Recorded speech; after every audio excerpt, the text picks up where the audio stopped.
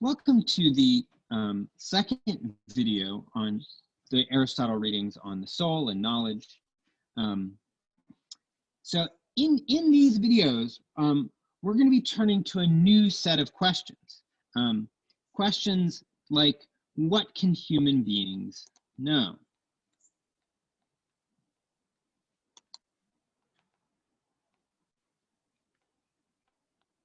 So far with Aristotle, we've been focused on questions that are more directed towards reality. What is there? What is the nature of reality? What is the nature of properties? What is the nature of change? And so those are questions that have more to do with metaphysics. Now we're going to be turning towards questions that have more to do with knowledge and what's come to be known as epistemology.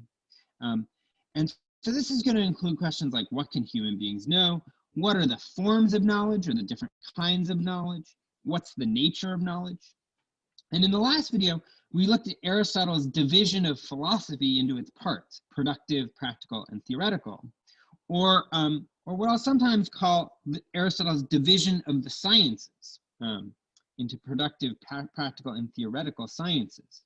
And so that was in a way to already answer what the different kinds of knowledge are, what the forms of knowledge are. There's productive knowledge, practical knowledge, theoretical knowledge. And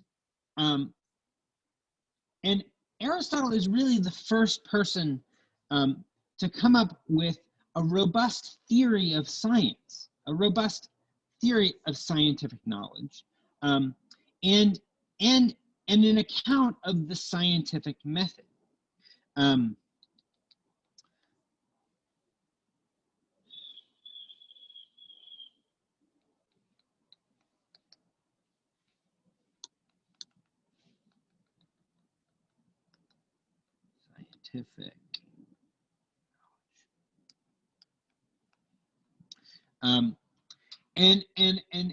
and so the first to give an account of the scientific method and how scientific knowledge is possible.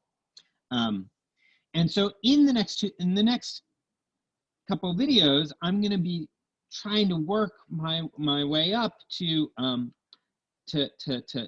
looking at to examining this account of scientific knowledge on Aristotle's account.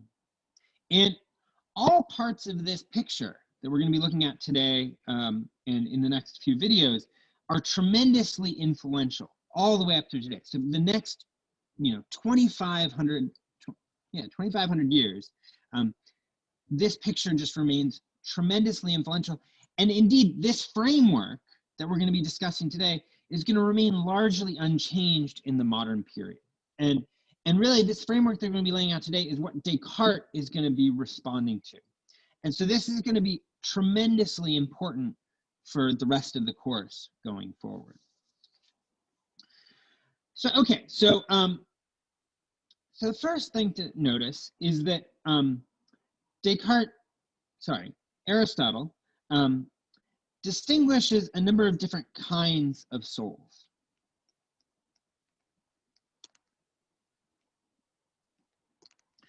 So there's the plant soul, there's human beings, and there's animals.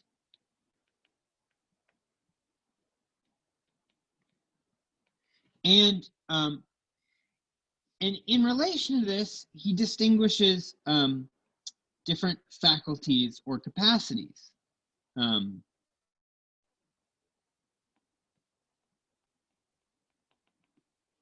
Right, so plants have only a nutritive faculty, but animals have a nutritive and a locomotive and a desiderative. So they desire things and they move themselves.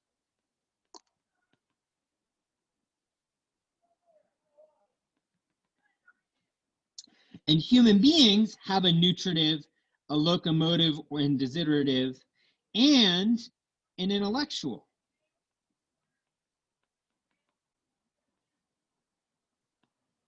Faculty of the soul. Now,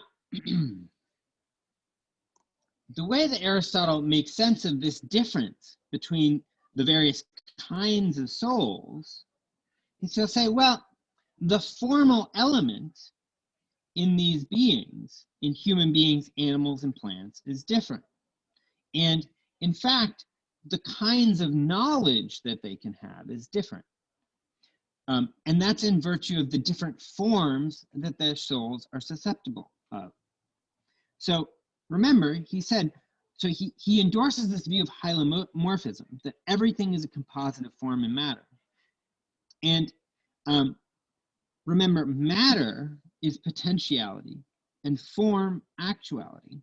And actuality is of two kinds. One as knowledge and the other as, for example, reflecting.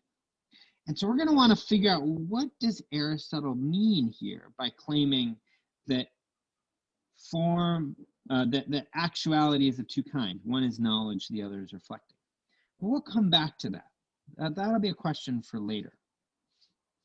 But just notice for now that this hylomorphic account, it's the souls are the forms of plants, animals, and humans. And so there's a difference in form between plants, animals, and humans. And so what each of them are, right, what in virtue of which they're a this is different in kind, right? So there are three kinds of souls, three different kinds of forms that can animate matter and make them into living beings.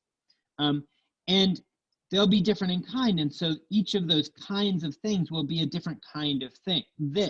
It'll either be a plant, an animal, or a human being. And that'll have to do with the different perceptual capacities that each have. And so to sort of work our way into that, what I want to do is I want to focus on the human case. So, you know, everything is going to have a form and a matter, but I want to focus on the human soul and the faculties for knowledge that human beings have. And the slogan of the Aristotelian and scholastic account of the mind is going to be that nothing is in the intellect that wasn't first in the senses. Nothing is in the intellect that was not first in the senses. And this builds on a sort of common sense view, right? I mean, you don't know about the taste of pineapple until you taste pineapple. The taste of pineapple isn't in your mind. You can't think of what pineapple tastes like until you taste pineapple. And so there's a way in which it's a very common sense kind of view that you can't have anything in your mind that you haven't first sensed in the world. You can't know what a dog is until you've seen a dog, right? That's the common sense view that Aristotle's picking up on with the slogan, nothing is in the intellect that was not first in the senses. So, okay, so how does this work? Well, perceptions are like pictures or images. They're caused by or can be traced back to things that they are of, and they resemble the objects they stand for, right? So there's the sun, right?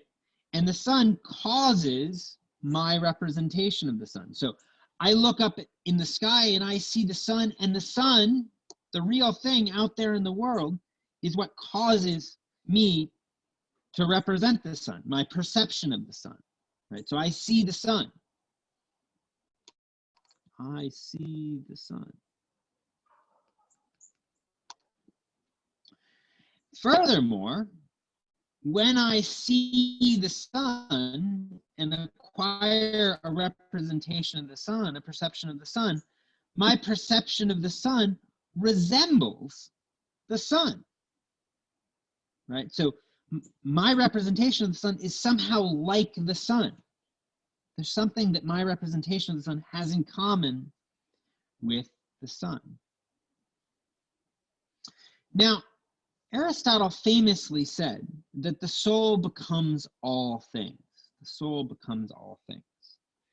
And you might wonder, well, what could this mean? How could the soul become all things? I mean, that seems kind of strange, right? I mean, my soul doesn't become the sun. My soul doesn't become the table. My soul doesn't become a chair, right? No, my soul is my soul. And so in what sense can the soul become all things? Well, Aristotle tells us in this passage from Book 2, Chapter 12 of On the Soul. He says, generally, about all perception, we can say that a sense is what has the power of receiving into itself the sensible forms of things without the matter, in the way in which a piece of wax takes on the impress of a signet ring without the iron or gold.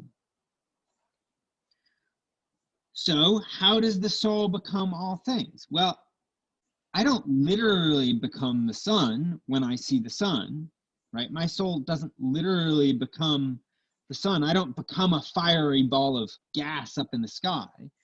Still, I come to have a perception of the sun. I come to represent the sun. And so what is my idea of the sun share with the sun? In what way does my soul, in perceiving the sun, become like the sun? Well, according to the Aristotelian scholastic view, there's a kind of structure that's common between the sun and my representation of the sun, or my idea of the sun. So according to the Aristotelian view, there's this kind of structure that's in the world, in the sun. And that mind, and the Aristotelians call this structure that gets imported into my mind the form of the sun and of my perception of the sun. So the form, there's going to be a shared form between the sun and my representation of the sun.